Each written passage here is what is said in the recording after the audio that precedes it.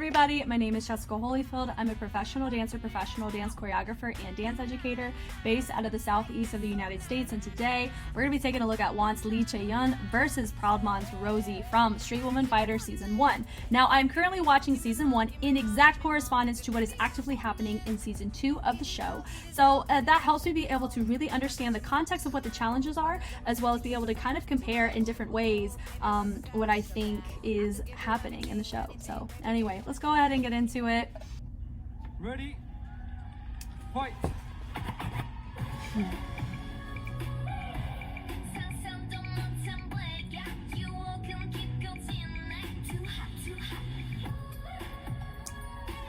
Okay, this song was used for one of the K-pop challenges for Season 2. Next.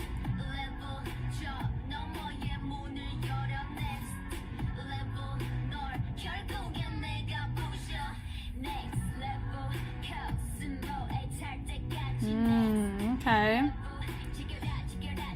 Seeing a lot of things that she's already done kind of in the past, for sure. Sorry for the video quality, guys. But I feel like I can still kind of get the gist of what's happening though.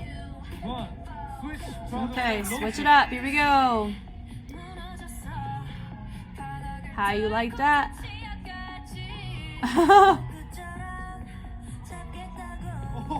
Okay. Took her glove off. Okay.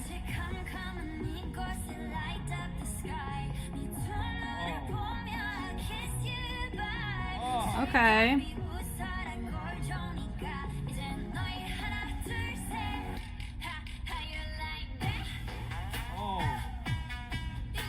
Huh, okay.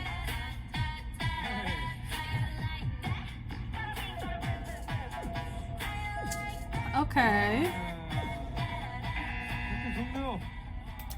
All right. So I really didn't say a lot in that one. Super sorry about that. But honestly, I would say they were pretty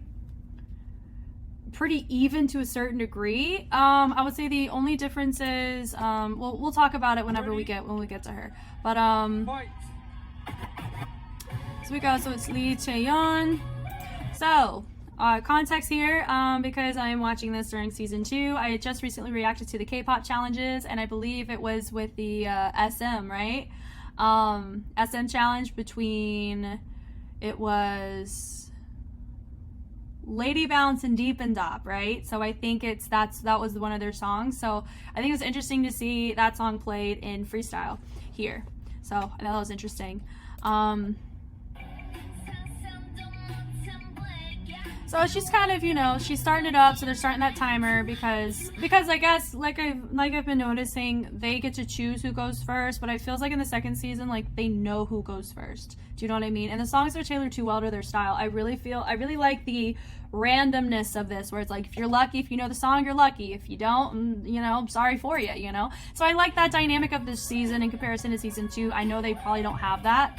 That was a good start with the waves. I like the waves, but also notice that she's starting to go back into that, you know, 1 and 2, 3 and 4. Like she's hitting the and counts of things and the whole counts of things, but she's not diving into the eighths or anything with rhythm patterns or anything complex. And in freestyle, that's something that you have to have a healthy balance of all of it, you know?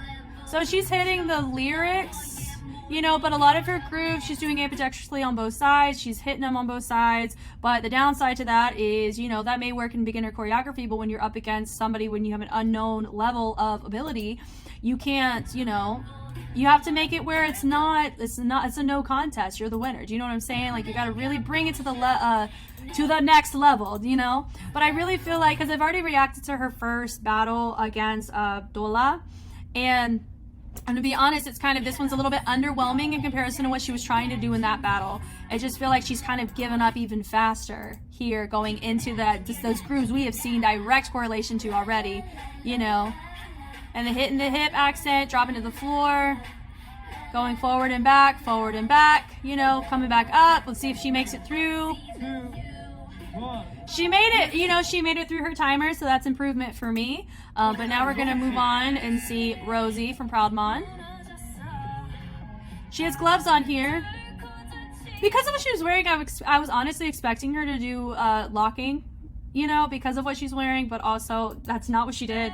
And I shouldn't expect a certain style just based on an outfit. So that's shame on me, you know, but I love that. So this really helped her, you know. She set it up really well, you know, with the glove, and she's moving around as well, and she's, you know, committing to her movements, and I think that's a big thing too. She's committing to what she's choosing to do, and even if, like, honestly, I'm gonna say they're pretty, like, even to me in some of these phrases that they've done on both sides, but what I've noticed from Rosy, she's committing to her movement, even though a lot of it is more simplistic or a bit, not spastic, but like, it's not as structured or not as cohesive as you need with having the skill set with freestyle.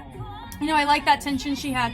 Kiss you goodbye. You know, you could have done so much with that instead of just kiss you goodbye. Like, I really feel like there was more. There were so many options and missed opportunities with this. You know, and she chose to do like a little twerking sequence there. Missed her, her glove dropped. Then she's gonna pop off like boom, doo doo doo. Like, that was fun, you know.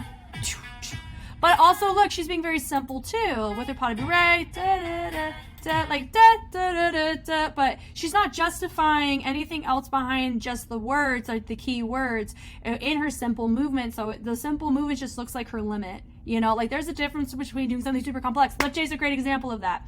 She demonstrated, you know, she's simplicity in presence, but she also did these astronomically difficult and complex sequences, so you could appreciate the breaks. Like, her breaks were intentional. They weren't like, I'm taking this little gimmick as my break because I don't quite know what to do next. Like, there's a difference between the two. And, you know, and she, like, does a hair flip, you know, she's doing a lot with her hips, but very easy to be repetitive. She's not really hitting things in a way that I feel like she could have done a lot more. Even right here, I just feel like she's just kind of dancing through the timer.